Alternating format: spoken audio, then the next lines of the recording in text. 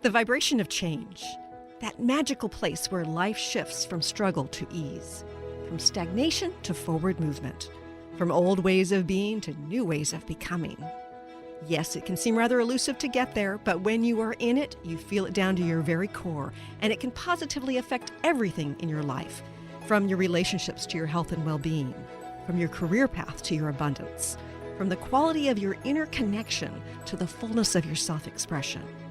Here on the Christine Upchurch Show, we explore ways to get into that vibration of change with experts in the fields of consciousness, psychology, spirituality, health, healing, and science. Are you ready to step into your vibration of change? Welcome, everybody, to the Christine Upchurch Show. You might be listening live on 11:50 a.m. KKNW in the Seattle area or on Transformation Talk Radio around the world. If you're not listening live, you might be listening after the fact on ChristineUpchurch.com or perhaps on one of the dozens of podcasts this show ends up. But wherever and whenever, we're really grateful you joined us here today. And if you're a regular listener, you've probably noticed that we're starting a little later than usual, had a few more commercials. It's because we had a little bit of an issue. First, we couldn't get our guest. And then we realized once we got through to our guest that the guest is having problems with his one and only phone. So what does that mean, Benny? I don't know, Benny. What does that mean? I mean, like, I'm open for options and suggestions. I'm here too with you. I'm kind of floating around. It's funny because we did have a Skype address as a backup, but it's sort of it's just life. Technology some days, you know.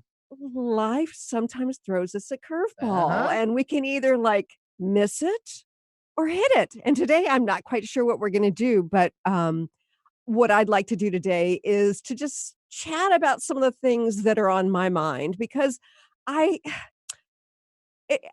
continually processing. I'm continually thinking in terms of what's going on in my life, what's going on in the external world, and what does it mean for our transformation. So I'm just going to chat a little bit about what I'm thinking about, and if there's something that you want to talk about, then I would invite you to call in and we will chat, which is, I know, a different format than we normally do on this show. But Benny, what's the telephone number if somebody would like to call in? Sure. It's 800-930-2819. It's through the Transformation Talk Radio Network, 800-930-2819. So if you live in the United States, I think that those of us who were paying attention to politics and those of us who were paying attention to the energetics of the world are feeling a little off kilter, shall I say? We're undergoing changes. And what I think is so interesting is that there are many of us who felt like once we got through, December 21st, December 2012, it's like once we got through that, things would be shifting to a more positive realm. And I know that there are several out there who channel that, yes, indeed, we've locked into something more positive. And yet we're in a situation where um, our government is shifting to, in many ways, more authoritarian. We don't know what to believe half the time because there's a lot of fake stuff out there. In fact, I think there was an article was it the Washington Post that talked about how you can alter videos very easily, so you don't know what's real and what's not. So it's interesting because Penny Pierce has talked about how we're shifting from the age of information to the age of intuition. So we have to learn to trust our gut. So I think that what's so challenging for us sometimes is to be paying attention to the external stuff and also being, paying heed to that inner guidance and trying to figure out, first of all, what's true, what's not, what's for us, what's not, what's distraction, and what's important information for us to stay on course. And then to sort of process. And for those of us who are empaths or sensitives, it gets to be even more complex because what we're doing is we're also often tuning in to the emotions and the energetics of the changes underway, to the stress that's out there. And it can be overwhelming. So it's the sort of thing where we are having to learn to multitask in a big way. And it's not just about paying attention, it's also making choices. Because I think that as we go from this age of information to the age of intuition, we have to go beyond the intuition because we have to learn to discern, to interpret what's appropriate for us. And then, and here's the big then, make a choice to act because that action is an important part of our evolution right now. I know for many years, for decades, maybe even on some level for thousands of years, there have been spiritual teachings that say that we must stay in this realm of kind of focusing on our energy and focusing on our personal life and those people that we affect around us. And yes, indeed, that's true. But I really do believe that it is a time on our planet where we're having to take that purpose and that goal and take further action. It's not just about changing our energy, and I know that that's probably politically incorrect to say that, but I do believe that we need to sort of focus on what action we're inspired to take. And oftentimes, it might just be in our personal arena, but I think sometimes we are being inspired or sometimes kicked in the pants to go further than that. And that may mean to become politically active. It may mean to volunteer in a way that you didn't expect to volunteer at before. It may mean to start posting things on social media that seem a little less spiritual, so to speak, or less positive. And it's not because we're supposed to be, enmeshed in the negativity, but it's not time for us to hide from that any longer about what's going on in the world. It is time for us to shift forward in new ways. And we're going to go to a quick break, but when we return, I'm going to want to hear from you. We've got a caller waiting, and I'm going to want to chat with her because it's not very often I get to talk with anybody besides my guests. I'm looking forward to talking to our caller in just a few moments. Welcome back to the Christine Upchurch Show here on 1150 AM KKNW and transformationtalkradio.com. That's the wonderful Michael Tomlinson. Oh, he's an amazing musician. He has been for decades. He's also local here. And if you want to learn more about his music, go to Well, and he michaeltomlinson.com. just kind of said it best right there. He's What? thankful for you. What do you That'd mean? be for you in the song and the lyrics. Oh, He's yeah, thankful for you. He's thankful for me. he Thankful for everyone is. listening. Yes, he is indeed. And he and I are friends on Facebook, Hmm. and I've known him for a while. And it's been really fascinating to watch how he's over the past few years, he's been meditating and he's been deepening his understanding and his connection, and it's fascinating. I think we'll probably have him back on the show in We're working 2020. on it. Yep. 2020, that's a He's wild in the middle concept. of doing some album stuff, so Yeah. don't want to interrupt him in that. So No, we don't. And I think we've got a caller, Benny, we do. correct? Yep. And if you'd like to join us for the show, Christine's opening up the phone lines today, and we would love to have you. 800-930-2819, 800-930-2819. We'll take Ruth now calling in from the Seattle area. Hi, Ruth. Hi, Ruth. Hi. Hi. What can I do for you? Well, I love listening to you, and I've read about you, and I'm 58 years old, Uh-huh. and I've done a ton of work on myself and understanding, and I kind of believe the science and the psychology thing altogether. So Sure. I believe that I was raised in a typical cluster B family. I developed an insecure attachment. Mm. And I've had, gone through a couple adult relationships that weren't so good. But recently, I've just been obsessing about my first love Mm. and wondering whether or not that would have been the right one for me. And I found out that I ran into a family member. We kind of had a notebook type Uh-huh.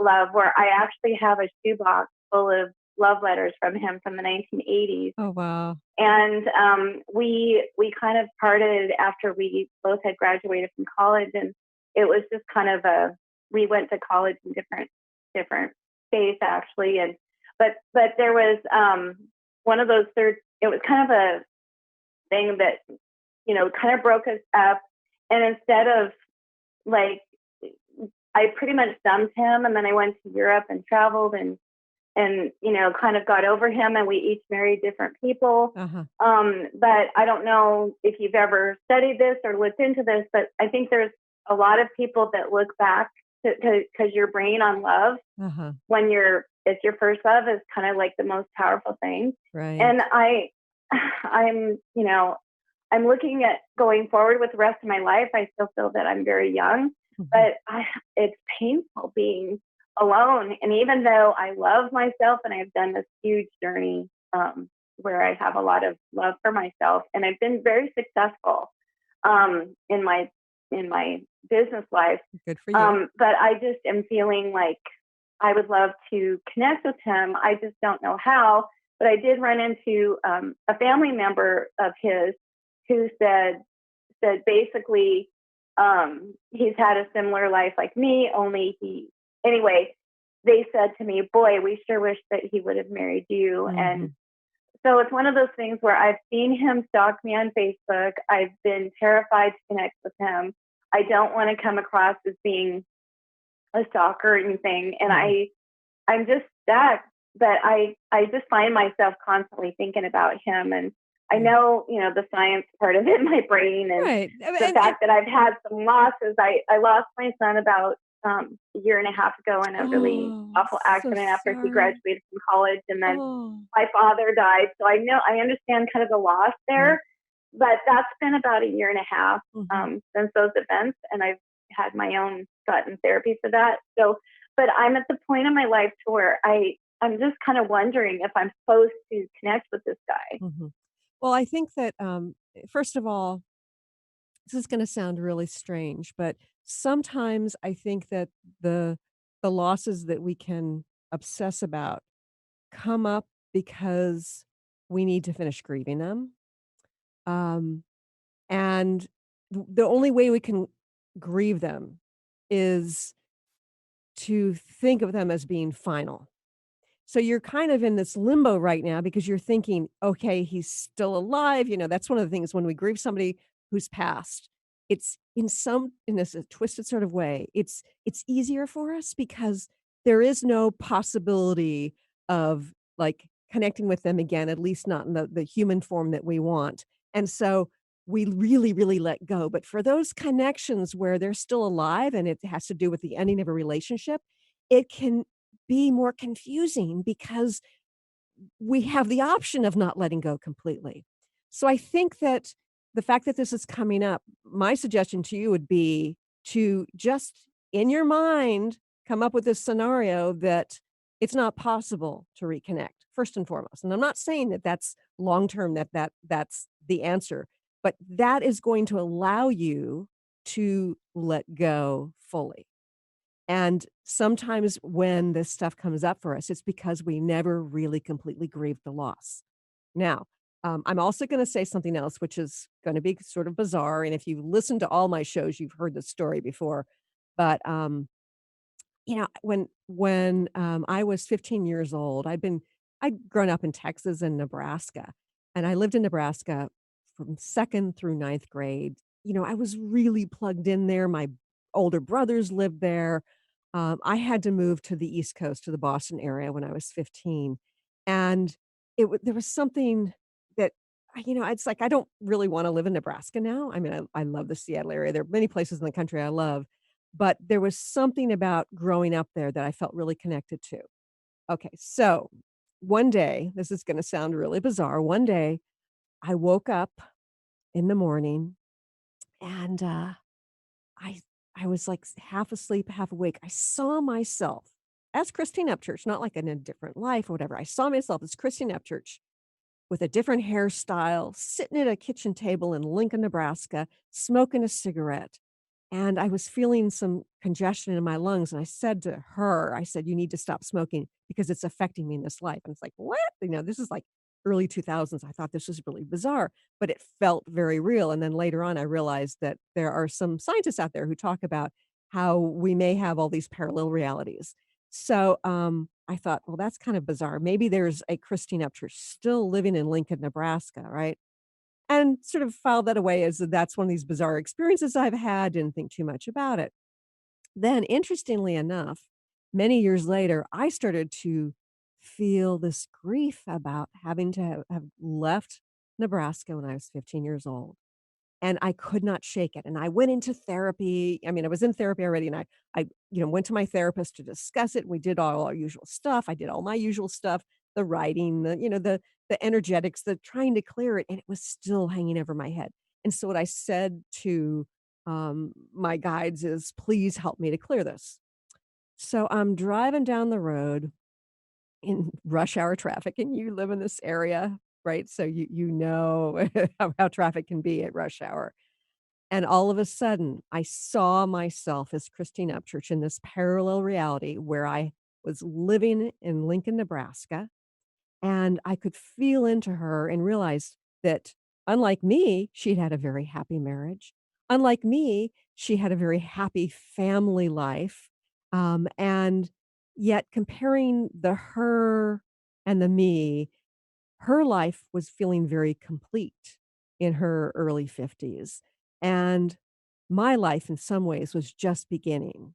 And I realized that there were gifts in both lives. So the reason I'm telling you this long story is because perhaps in some reality, you 2 are together, that you didn't step away and go traveling, or maybe he came traveling with you. And as the veil thins, maybe you're tapping into that potentially happy life. So the question is, what are you getting in on this path that you wouldn't have gotten on that one? Ruth, is there something that you have learned or ways in which you've grown that if you just had this Oh happiness and gosh, ease? yeah. And oh my goodness, that I what you just said is amazing because I listened to every word you said, and I'm thinking of the same parallel. Uh-huh. So here's what I'd like to tell you. Had I not, I mean, I could see what would have happened had I went back to him Uh-huh. and possibly had this life with him. What happened to me was so profound because I was brought up by a sociopath mother. I Mm. went through horrible abuse. I was the scapegoat of the family. So I ended up with an abusive marriage. And then I ended up, through a series of events, winning this landmark case, which I'm writing the book about. And I ended up starting a company, and my product changes people's lives. And so when I look at the life that I've led over the Mhm. last 30 or so years, Uh-huh. and then, producing 4 children, there's been a tremendous amount of pain and heartache. But the growth that I've experienced, I think, had I, married that man, Mhm. and, maybe had this easy life, I would not have been able to um, cut through, which I think most people I have met, probably 90% of adults walking around, and you know what I mean, Mm. are not self-aware. Yeah. They are No, living I thought it in, was a much higher percentage than that. oh, okay. Well, I mean, honest to God, I feel like most people, and I'm a huge uh, fan of Dr. Bessel van der Kolk, Dr. Gabor Mate. Um, I'm I'm a huge believer that I don't know that I would have been able to break free of my narcissistic abusive family in Uh-huh. order to um, go through everything I've gone through, had I chosen that kind of life, Right. that kind of man. So in a way, I've gone through this healing, and I don't know if you've heard of EMDR. Oh, you bet. Um, Yeah. I've had it yeah, done before, yes. yeah. So I had all this trauma from childhood, I've gone through this healing journey, which is priceless. I mean, you can't,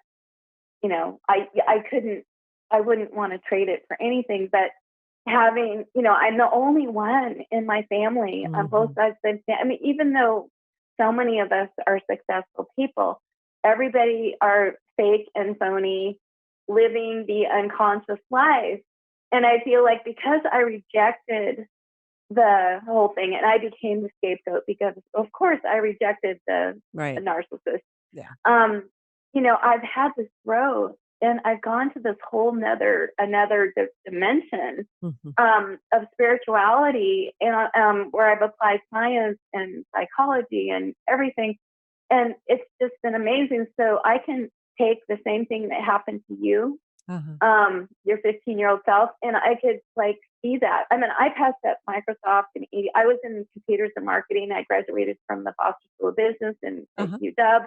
I mean, I passed up these companies where I could have been living the easy life now. I mean, I had to go through, and I was a survivor, not a thriver, because my mother didn't give me the gift of a secure attachment. So it's been painful.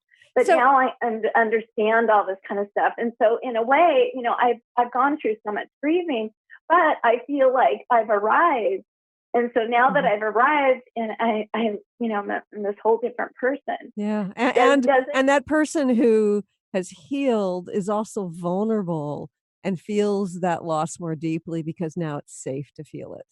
And the other thing, one of the things that came to mind, you talked about your narcissistic parent, and one of the things on a larger level right now, and there are many who say this, and I believe it to be true, is that we have this unhealthy dynamic for many individuals between the narcissist and the empath, the narcissist and the sensitive. And the narcissists, they've been very successful and very controlling of our political culture, of our business world, often of our families. And so what's going on right now is we're experiencing on a national and global level, facing narcissists and their gaslighting and the dynamics that draw people into narcissism or draw people to attract them to narcissists. So when I think about on a personal level, you've cleared that connection to the narcissist because it's really toxic. If people have never grown up that way or been pulled into a relationship with a narcissist, they can't understand how toxic it is and how hard it is to get out of that. So I think about the energetics of you personally breaking free of that and the positive effect that not only has on your life, but on the global consciousness, the offering us yet on another level, on energetic level, one more person who's cleared their connection with narcissists. And I too have come from that background. So I feel your pain, darling. It's bad. And yet coming through that and being on the other side of it, it is so empowering and it allows us to see people more clearly. Don't you think, Ruth? Don't you think you see people Oh my better gosh, now? yes. I feel like I have this connection with you because I'm talking to another me. I'm an empath totally. And I cleared the way. I feel like I've gone through the battlefield. I mean, it's almost like I feel like I'm in a Dr. Seuss book where there's stars on Mars and then you know what I mean? I mean, like everybody that's walking around and I see them as these people who are just walking around and they are part of that, Yeah. And I was able to break free of it. And it's so liberating and so empowering. And I feel like I have very few friends who get it because everybody is in the dark. Everybody is So just, many people are. yeah. And yet here we are. We got two people here talking who aren't in the dark anymore. And Ruth, I don't know if you've seen my TEDx talk that I did a little over a year ago. No, I would love to. How do I find it? It's on my website, christineupchurch.com, or you can go to TED.com and put my name, Christine Upchurch, into there and it'll pop up. But what I did is I talked about, I mean, first of all, TED these days, they don't want anything that can be considered to be woo-woo, so I couldn't talk about healing, at least not in the way that I would love to talk about it. Even I didn't even wanna get into the science of it because they sometimes reject things that we often talk about on this show. But what I decided to talk about, at my TEDx talk was the benefits of feeling like an outsider, because there are many of us, and I think there are probably plenty of people who listen to KKNW, who listen to this show, who listen to Transformation Talk Radio, who felt different as kids, who have always felt kind of like an outsider. And it can be really painful because we humans are tribal in nature. And yet it has significant benefits because as an outsider, we can look at what's going on amongst the insiders and we can see the dysfunction. We can see how things need to shift. Um, so it's the kind of thing where if we stop just focusing on the pain and the woundedness of feeling like an outsider and instead look at the gifts that come from it, then it's very empowering, not only individually, but it will help change the tribe at large. It will help change the world. Well, I understand that, and I struggle with that whole codependent thing where I have to fix the world, you know. Oh, sure. I totally would probably easily fall into being do what you do because it's easy, because that's how I was groomed to Uh-huh. take care of the Yeah. narcissist. That's what us empaths do. We have Yes. to fix Yes. it. We have Right. we have to make sure they're happy.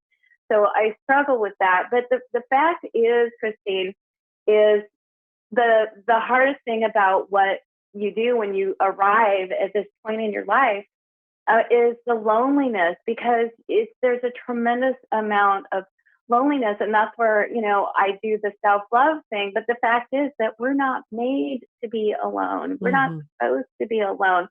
So I thought, are there any support groups for empaths? Are there any, is there any place for us to go? Yeah, Because well, first of all, I don't know if you've heard, Judith Orloff. She's written the Empath Survival Guide. She's a psychiatrist. She was also known as the psychic psychiatrist for when she came out of the closet about her intuition decades ago.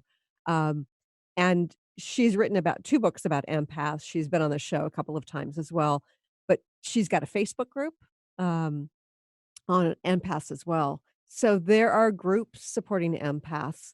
Um, and yes, we are tribal in nature. And, I'm at a similar stage of life, to you. And I'm not lonely anymore, which is kind of interesting. Although every once in a while I feel like, oh, I'm feeling a little lonely in this moment. It's time for me to reach out and connect with a friend or go to an event at East West Bookshop or, whatever. But, I don't think we have to be lonely, and even if we are alone much of the time, I don't think we have to feel lonely, but that feeling lonely is an indicator that it's time to connect with people of, say, your new tribe, finding your new tribe. yeah, that sounds wonderful. I'm also writing a book. Um, with my son passing away as a result of, I think he was affected by his father, went through domestic violence. Mm, I'm writing a memoir, and it's kind of bringing up stuff that I feel like I have the strength to do that, but I still don't want to be alone the rest of my life. sure, And I and don't know if I'm going to continue to be attracted to narcissists, but yeah, I honestly, I don't want to go into my later life years. And I think there's a lot of us at the tail end, who've been born in the 60s or whatever. sure. And I know we want to connect, but where do you find people who have become self-aware? Because I honestly don't know if I could remarry or get connected with someone if they haven't done any work. And Mhm, that's different from people who maybe go to AA, because those people are still, in my opinion, unconscious. uh-huh, Um, you know what I mean? I don't, I want to have a partner, and I don't do the dating. I'm not, I've never done the dating thing or the mhm, online thing or whatever. right. And I just am wondering what your thoughts are on that, or maybe what you've done, or I mean, I don't want to look at being alone the rest of my life. Yeah. So I do think that there's those of us who can find a partner. And that's kind of, I guess, what I was calling for, Mhm. because this guy from my past, for all I know, he could be thinking the same thing as I am Mhm. and wanting to connect, and we could meet up and something could happen. Right. So I guess that's originally why I was calling you, is if you do want to connect with somebody and you're a self-aware person like me, what's the best way to approach them without scaring them off, or Mhm. without, I don't know. That's why I originally called, and but I love you, and I just think you're amazing, and but I can accept what you're telling me, to just pretend like it's over and I can't think of it, but Mhm. ever seeing that person again. But in a way, I know that I how do I know it couldn't be something that Mhm. could turn into love and Right, romance? and you don't know at this point. And by the way, I wanna back up a little bit, and I think there are probably some very conscious people in AA. I know that it's, you know, I I think that, um, different strokes for different folks. Sometimes it can be very, very helpful for conscious individuals to connect with other addicts when they've been addicts, but anyway, um, Ariel Ford, are you familiar with her work? No. She's been on the show, and she's I took one of her courses about, finding your soulmate, and it was before I was ready to find your soulmate. It was one of those times when I just ended up randomly in this class when I was still going through this divorce.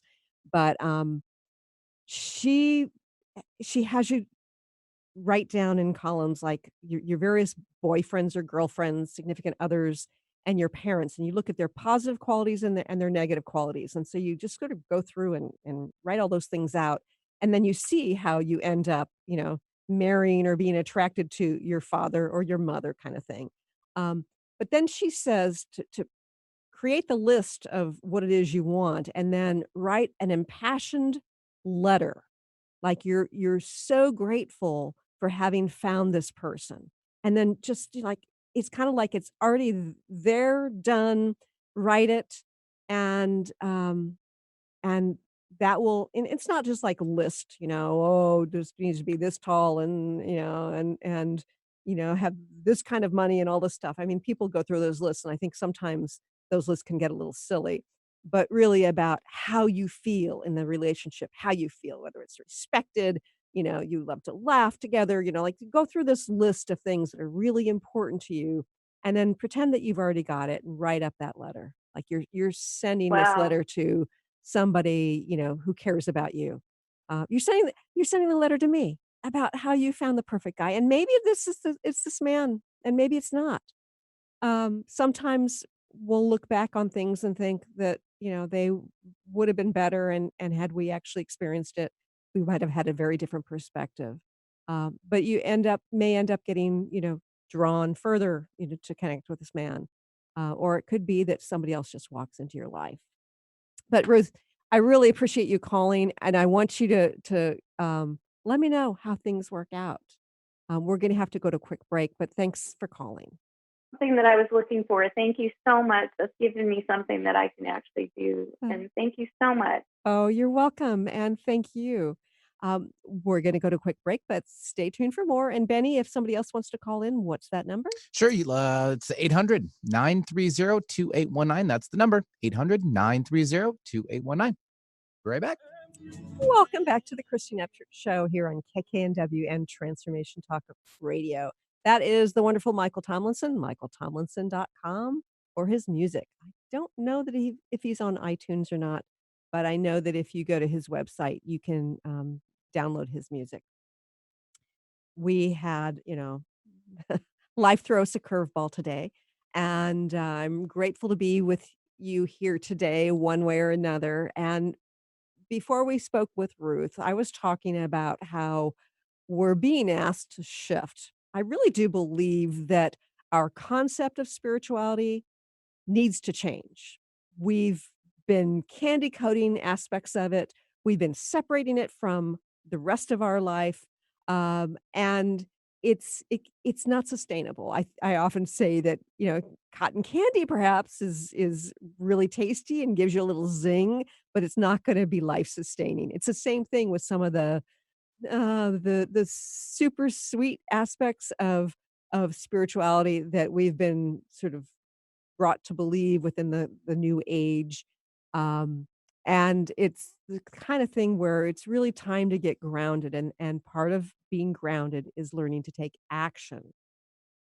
So, it's interesting, I had a client say recently that she was feeling confused and upset because the process that she's been going through for, like, the oh gosh, for decades now, the rituals she's been using to connect with her, higher guidance, to connect with God, universal intelligence, whatever you wanna call it, was no longer feeling sacred, and she wanted to know how to get it back. And I said to her, I said, "What if this is a part of your natural evolution that you're not supposed to get it back? What if instead of having this compartmentalized connection that feels sacred, it's about connecting with that on a moment to moment basis, integrated with all aspects of who you are and how you live your life. And it's not supposed to feel the same way anymore." And of course, there's this issue of attachment, right? If we're attached to things being a particular way, then it gets in the way of us experiencing what it is we really should be experiencing in the here and now, and it actually prevents us from feeling that sacredness again if it should arise. So, it was kind of interesting to see that here's somebody who was sort of on the forefront of the new age movement in her own way, um, and helping lead others along, and suddenly she was feeling like she'd hit the wall because she was not getting what she had gotten before from her rituals, from her practices, and I really do believe that our next stage of evolution is to, have less attachment to those rituals, have less attachment to what we consider to be spiritual, and instead be embracing all of life. And sometimes it could feel sacred. It might be, munching on a strawberry, right? And suddenly you can feel the soil and the sun and the life force in that strawberry, and that can feel really sacred. But it's not about necessarily finding that sacredness in the meditation room. So I really do think that our next stage of evolution is about integration. And interestingly enough, um, our our approach to spirituality is sort of it's about creating this time and space, which can be wonderful for connecting. But here's the deal. Um, there's a difference between male and female brains. There's an interesting study that was done with nearly 1,000 subjects at the University of Pennsylvania, and they found that up until puberty, there was actually no difference between male and female brains, but after puberty, there was a significant difference between male and female brains. On average, the male brains had more front to back connections. Think in terms of focus, think in terms of taking action, think in terms of hunter going after the buffalo. Whereas the female brains had more like left lobe to right lobe cross interaction. Think intuitive guidance and taking action. Think multitasking. Think connection to all that is and integrate it into daily life. So our approaches of prayer and meditation and compartmentalizing our spirituality has been helping us to focus, but it helps men more than women in general because they have fewer connections. So they need to have that their eyes closed. They need to have that quiet focus time. Um, whereas women sort of do it more naturally. And I really do believe that we women are going to be bringing men along and with this approach of the integrated moment to moment awareness, that moment to moment connection, that taking inspired action in that moment, whether it's inspired action of, taking a significant step in our life or taking a different route home because we're guided to. And that's going to help us become what I call spiritually deliberate. It's about taking that authentic kernel of who we are on a deep level, the soul level, the soul within this personality level, the soul with purpose, and guiding us forward in a way that not only has to do with the big issues in our life, what relationship we're in, what career we choose to have, but also in those moment to moment you know, decisions of, do I call my friend now? Or do I not answer the phone when my friend is calling because I don't quite feel like it right now? It's the sort of thing where I think we're going to need to learn to navigate in a way where we embrace all that is including the pain. It's not about trying to get to that spiritual level to transcend the pain, the emotionality of what we're experiencing, but rather be very aware of the multiple levels of what we're experiencing. Yeah, I'm really angry right now, and I'm angry because I don't have control over this situation. And look at this person, who's in human form, who really wants to have more control, and she needs to learn to let go in this situation. And when she lets go, she'll learn that the next bit of action she takes will be more inspired, but she just needs to kind of learn to let go. And, it's like the multiple levels of, the sensations in our body that give us all this information about, okay, I need to stay away from driving down that part of the parking lot, or I need to not answer that phone right now, or I need to reach out to, calling my parent because when I think about that, it gives me ease. It feels like the right thing. So integrating the physicality and how we feel, integrating our emotions, integrating the mental aspects of the analysis of what we observe, and also that inspired peace that's connected to all that is, that's connected to God, that is made of love, and move forward in that way, connecting with all of it. Good, bad, ugly. And that's, I think, our next stage of evolution. This has been an interesting show. I wanna thank Ruth again for calling in, and I wanna thank you for listening. Um, I look forward to talking to you again soon. Bye, everybody. Thanks so much for tuning in today. If you'd like to empower yourself to step further into your vibration of change, please visit my website at christineupchurch.com, where you can learn more about my insights, upcoming events, and private sessions.